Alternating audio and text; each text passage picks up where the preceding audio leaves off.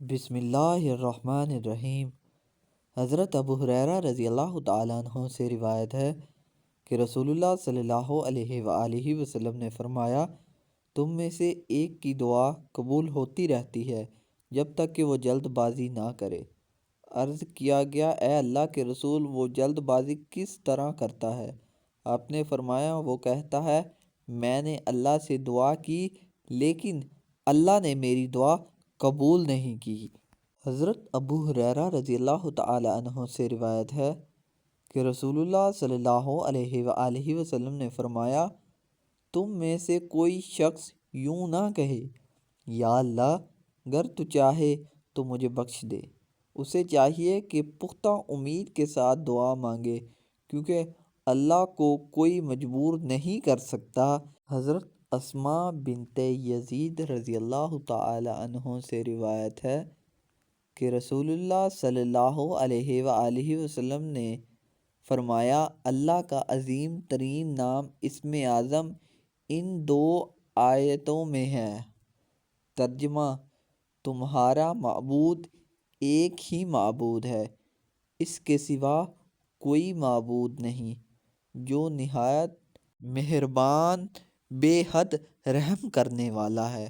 اور سورۃ آل عمران کے شروع میں، یعنی حضرت قاسم بن عبداللہ رحمۃ اللہ علیہ سے روایت ہے کہ انہوں نے کہا، اللہ کے عظیم ترین نام اسم اعظم کے جس کے ساتھ اللہ سے دعا کی جائے تو وہ قبول فرماتا ہے۔ 3 صورتوں میں ہے، سورہ بقرہ، سورہ آل عمران اور سورہ طٰہٰ میں۔ امام ابن ماجہ رحمۃ اللہ علیہ نے مذکور بالا روایت اپنے استاد عبد الرحمن بن ابراہیم دمشقی رحمۃ اللہ علیہ سے ایک دوسری سند سے نبی کریم صلی اللہ علیہ وآلہ وسلم سے مرفوعاً بھی اسی طرح بیان کیا۔ حضرت بریدہ رضی اللہ تعالیٰ عنہ سے روایت ہے کہ انہوں نے فرمایا، نبی کریم صلی اللہ علیہ وآلہ وسلم نے ایک آدمی کو یوں کہتے سنا۔